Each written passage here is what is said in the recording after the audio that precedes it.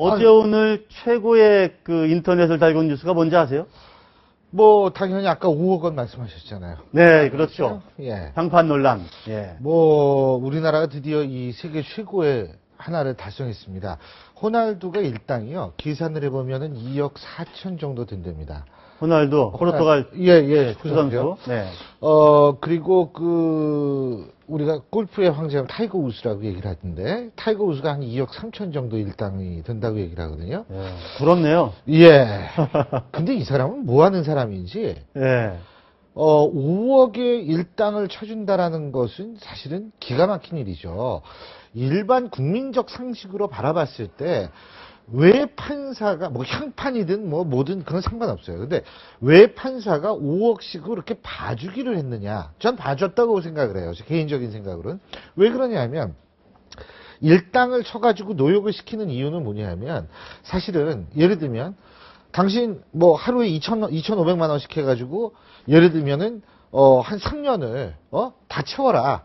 이렇게 하면은요, 그분이 200 몇 억이지? 254억인가요? 예, 저도 자료를 가야 됩니다. 그 돈을, 예, 254억이 맞네요. 예. 그 돈을 이 사람이 다 냈을 거예요, 아마. 예? 예. 아유, 3년은 어떻게 사냐? 내 돈으로 그러니까 때우지. 노역으로 할 수 있는 게 최장 3년이죠. 그렇죠. 예. 돈으로 때우지. 라고 해서 돈을 냈을 거예요. 이 사람 분명히.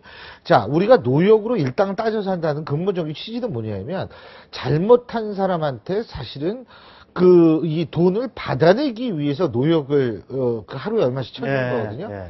근데 하루에 5억, 그리고 뭐, 거기에 잡혀간 시간 체포된 날 빼고, 그렇죠. 빼고, 뭐 이것 빼고, 건강검진 하나 빼고, 15억은 그냥 빼고. 해줬다고 그러는데, 사실 그분이 저는 그 판결을 내린 판사분이 저는 얼만큼 그 법조계에 오래 계신 분인지 제가 잘 모르겠지만. 근데 지금 법원장이시고 한 29년을 광주 전남 지역에서 뭐 상당히 경험도 많으시고 법에 대한 조예도 깊으실 텐데 왜 우리가 노역이라는 그러한 제도를 만들었는지에 대한 취지에 대한 그거를 모르고 계셨는지 전 굉장히 궁금하고요. 또 한 가지는 뭐냐면 법이라는 건 상식이에요.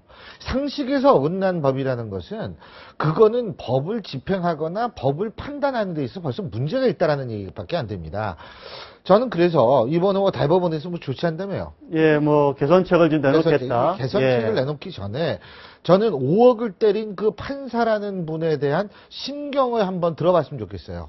국민들한테 취재를 좀 해볼 필요가 있어요. 그럼요. 접촉도 하고 있는데. 박근혜 대통령이 그런 얘기를 했어요. 비정상의 정상화를 얘기를 하지 않습니까?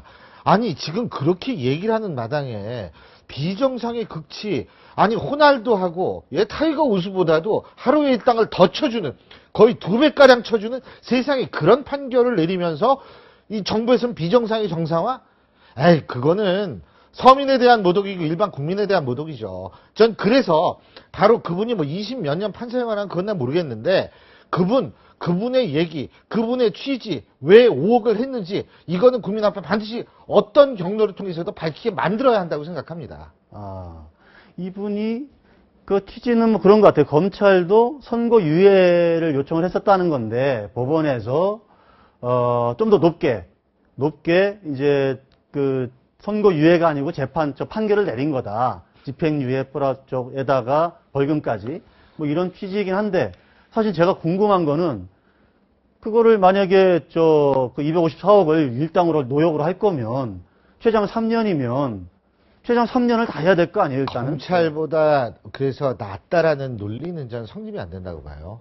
일단 그거를 재판으로 가져가서 일단 나름대로 그 판결을 내렸다면 상식에 맞는 판단을 내리든지 아니면 검찰이 그거 했으니까 모르겠다 그러고 눈 감든 차라리 그러면 이 문제가 안 일어났다는 거죠. 시끄러워지지도 않았죠. 예.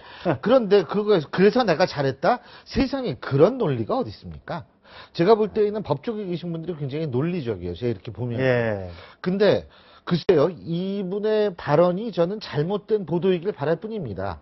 저로서는 이런 비논리적인 얘기를 판사분이 했다고 믿어지지가 않기 때문에 아마 본인 말씀이 아니고 그런 취지로 지금 해명이 좀 나오고 있습니다. 그 해명이 지금 본인이 얘기한 겁니까? 아니면 광주지법 쪽에서 나온 겁니까? 어디서 나온 정확치가 겁니까? 않네요. 근데 중요한 건 본인이 얘기했다고 그래도 그렇고 측근이 얘기했다도 그렇고 광주지법 차원에서 얘기를 했다도 그렇고 세상에 그거는 아니죠. 그리고 비정상의 정상의 가장 중요한 부분은 저는 제 식구 감싸기 이런 것도 사실 없어져야 된다고 보거든요. 그래서 일단 법 쪽에 계신 분들도 이게 기가 막혀서 말이 안 나오는데 예. 아니 일반 국민은 얼마나 황당하겠어요. 이건희 회장보다도 이분이 더 대단한 저거예요. 이건희 회장이 그때 1억인가였을 거예요, 하루에.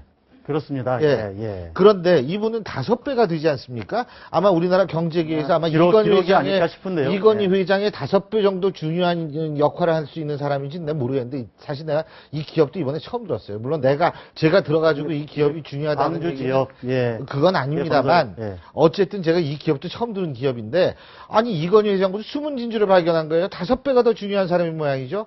세상에 이런 식으로 얘기를 하고 지금 무슨 그런 일반인들에 변명을 하는지.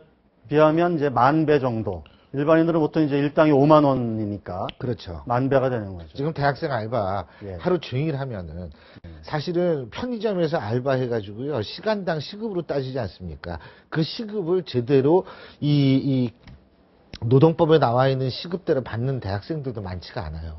지금 그런 상황인데 애들 등록금 그거 대고 허덕이고 나와서 신용불량자 되는 세상인데 우리 이 판사분은 과연 그러한 이 세상 돌아가는 거를 알고 계신지 저는 그게 참 궁금해요. 알겠습니다. 우리 장병욱 경제광주지법원장이신데 이분께서 아마 나는 이러이러한 논리로 한 거다. 그렇죠. 라고 정확하게 떳떳하게 얘기를 해야 돼요. 나 5억, 난 예. 다시 10억 하려는데 5억 네. 약간에 이거 느린 거다. 그 설명이 얘기를 필요하고 안 국민들에게 그러면 도저히 설명할 납득이 안 됩니다. 의무가 있다. 그런 의무가 말씀이다. 있는 거 반드시 얘기해야 됩니다.